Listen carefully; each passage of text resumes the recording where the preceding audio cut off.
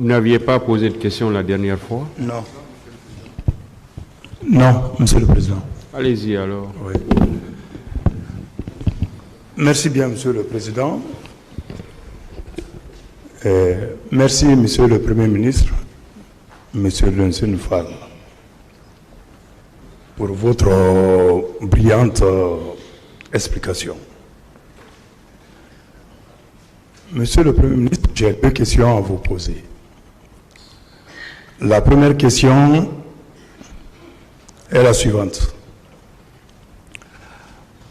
À la lecture d'une partie du rapport de la Commission internationale par les conseils de M. Moussa Dadis, ils ont attribué des propos, et c'est bien mentionné dans le rapport, que les enquêteurs ont entendu M. le colonel Tchegoro. Il a dit dans sa déclaration que des éléments étrangers, sierra-léonais et autres, étaient infiltrés au stade. Donc, son bureau, à lui, son service, avait arrêté ceci. Je vous rappelle que c'est la déclaration de M. Tchegoro. Ceci étant, est-ce que vous comprenez en ce moment que les éléments étrangers qui ont été arrêtés par les services de M. Tchegoro n'ont pas été traduits devant la justice? Comment vous expliquez cela? Vous savez, durant ce procès, on a beaucoup parlé de l'infiltration. Et il a été clairement dit ici que des éléments de Kalia ont été infiltrés au stade et ont commis des crimes. D'autres victimes l'ont attesté. Si les membres du CNDD disent qu'ils ont arrêté des éléments extérieurs ce jour-là, ils auraient dû les traduire devant la justice, parce qu'il s'agissait d'une question politique, de parti politique, et non d'éléments extérieurs armés qui se mêlent à la foule pour commettre des crimes. Mais pour notre part, je pense que cette explication ne tient pas la route. Nous n'avions aucun intérêt à avoir des éléments extérieurs dans nos rangs. Nous étions suffisamment nombreux pour pouvoir atteindre notre objectif. C'était ça la réalité. Donc, cela veut dire le fait pour lui de ne pas déférer ces mercenaires recrutés, selon lui, par les leaders politiques, le fait de ne pas les déférer devant la justice guinéenne, ça prouve à suffisance que c'est un montage. C'est même très grave, parce que si jamais ils ont arrêté des éléments extérieurs armés, ils auraient dû les présenter à l'opinion nationale et les traduire en justice.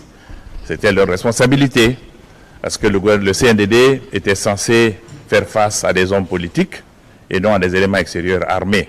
Mais je pense que cette explication ne tient pas la route, parce que nous connaissons la réalité. Je vous remercie pour cette question. Je vous informe que la justice guinéenne n'a jamais connu ce dossier. Personne n'a été déféré. La deuxième question, Monsieur le Premier ministre. Monsieur le Premier ministre, vous savez que vous êtes une personnalité nationale, internationale, connue de tous. Vos propos ne peuvent pas être assimilés aux propos des autres. Ce que vous dites, c'est pris au sérieux. Vous avez dit dans cette salle, ici, à plusieurs reprises, en répondant aux questions des avocats de la défense, précisément des avocats de M. Moussa Dadis, que vous ne rentrez pas dans les détails de certaines choses dans l'intérêt de leurs clients. Vous savez, aujourd'hui, nous ne devons plus cacher certaines choses devant ce tribunal. Sauf si ces propos, la réponse que vous allez donner, peut affecter la sensibilité nationale, peut entraîner des choses que nous ne souhaitons pas. Parce que nous-mêmes, Même dans les PV que nous avons, il y a de ces propos qui ont été tenus par les victimes. En homme conscient, on ne peut pas les lire ici. Mais, ça, c'est votre image, Monsieur le Président, parce qu'on a dit que vous avez fait un complot. Que l'affaire de Stade était un complot. C'est à cause de ça, le procès d'Alpha Condé a refusé d'organiser le procès. Mais vous, vous étiez ministre, le tout-puissant ministre des Affaires étrangères. Donc vous étiez dans les secrets de l'État. Mais si vous dites que vous ne dites pas ça dans l'intérêt de leurs clients, je crois que vous n'avez pas à protéger l'intérêt de M. Moussa Dadis ici aujourd'hui. Vous devez dire au peuple de Guinée ce que vous savez. La question maintenant. C'est la question. J'ai posé la question. Qu'est-ce que je veux cacher? Non, je n'ai pas intérêt à cacher quelque chose ici. Je suis devant une juridiction, je suis un justiciable. Ce que je dis, c'est qu'il n'y avait pas de volonté politique de la part du président de la République d'alors d'organiser un procès. Lui, il savait pourquoi il n'avait pas cette volonté. Et j'ai évité un déballage devant ce tribunal. Et le déballage va nous amener en dehors du procès. Mais ce que je peux dire, c'est que malgré tous nos efforts, pendant 13 années, nous n'avons senti à aucun moment que la tête de l'État était disposée à organiser ce procès. Lui, il avait ses raisons, j'en suis certain. Qui était différent de votre participation au complot. Parce que la raison que l'autre parti donne, que vous n'avez pas organisé le procès parce que vous étiez impliqué dans un complot le jour des événements du 28 septembre. C'est ça leur raisonnement. Vous savez, cette histoire de complot, c'est une histoire à dormir debout, mais je laisse la responsabilité du complot à ceux qui l'ont évoqué devant ce tribunal. Mais pour moi, ma position sur ce complot, elle est très claire et je l'ai déjà affirmée devant ce tribunal. Je vous remercie, Monsieur le Président.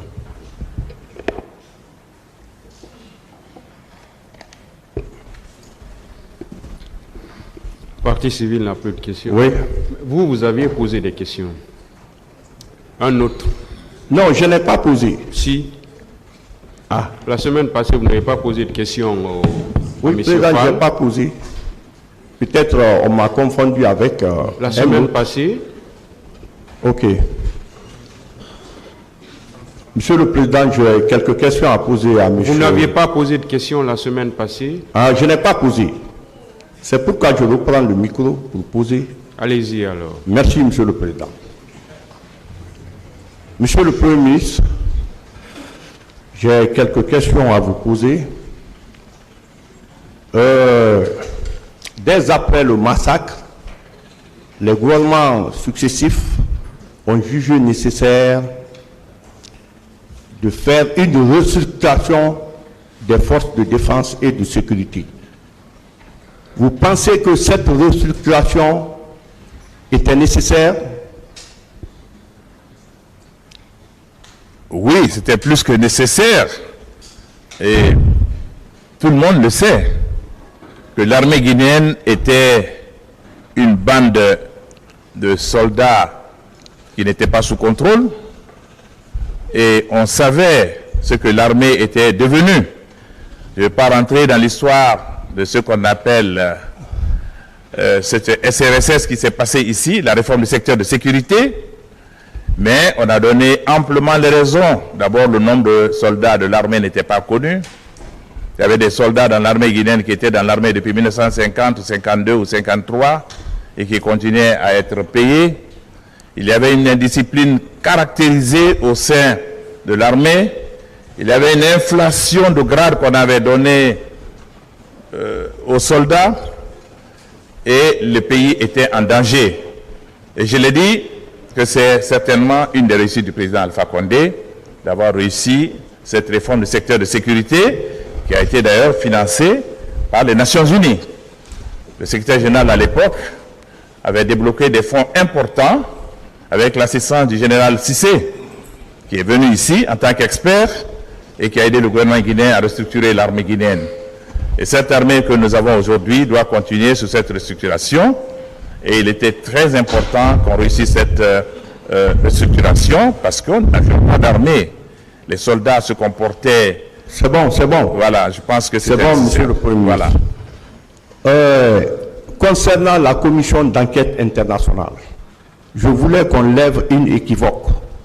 C'est la Guinée qui a demandé qu'on instaure une commission d'enquête internationale, ou bien c'est les Nations Unies qui ont demandé l'instauration d'une commission d'enquête internationale.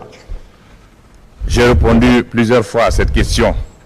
Mais pour que cette question ne revienne pas encore aujourd'hui, et je crois qu'il faut qu'on ne revienne pas sur les mêmes questions, mais pour qu'elle ne revienne pas au cours de ce débat, je dis encore une fois que c'est à la demande du secrétaire général des Nations Unies, M. Ban Ki-moon, qui était le secrétaire général à l'époque, que cette commission internationale d'enquête est arrivée ici.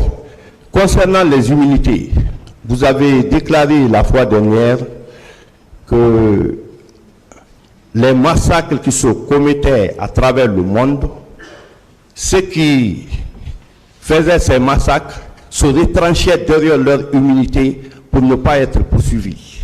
Mais désormais, on a dit qu'il faut lever le verrou d'immunité. Quand vous massacrez, vous devez être poursuivi. Je voulais vous demander, est-ce que le cas de Charles Taylor, ce n'est pas dans ce cadre? Qu'est-ce que cela a à voir avec ce débat? Ok.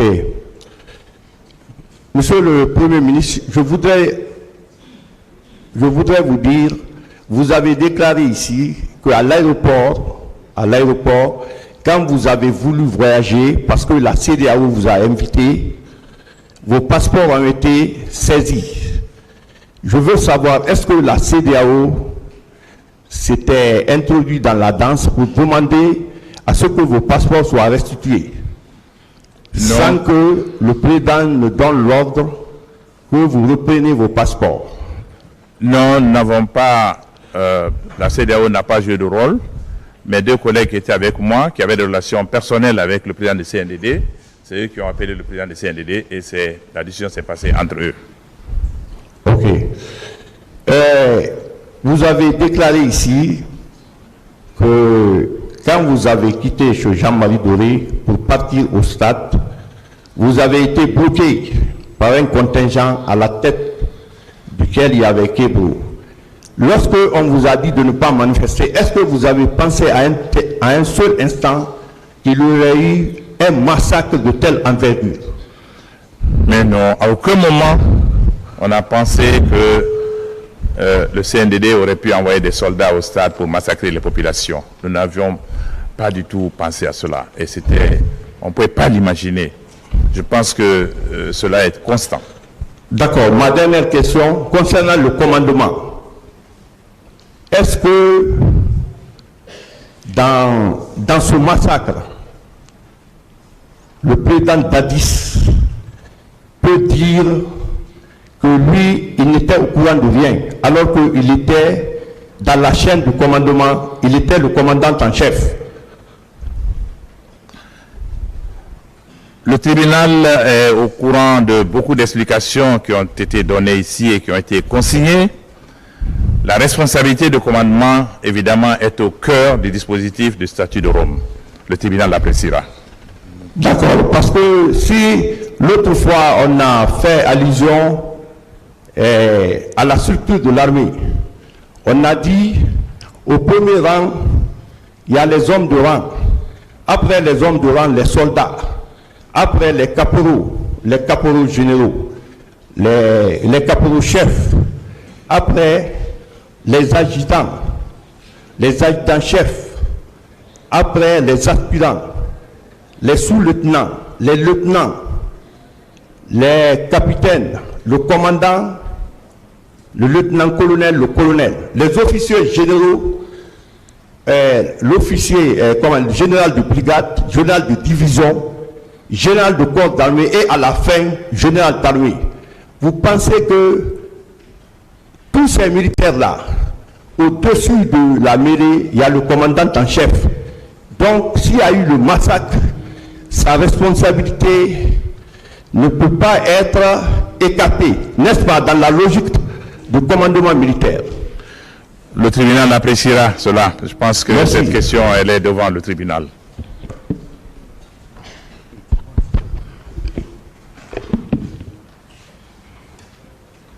Monsieur le Président.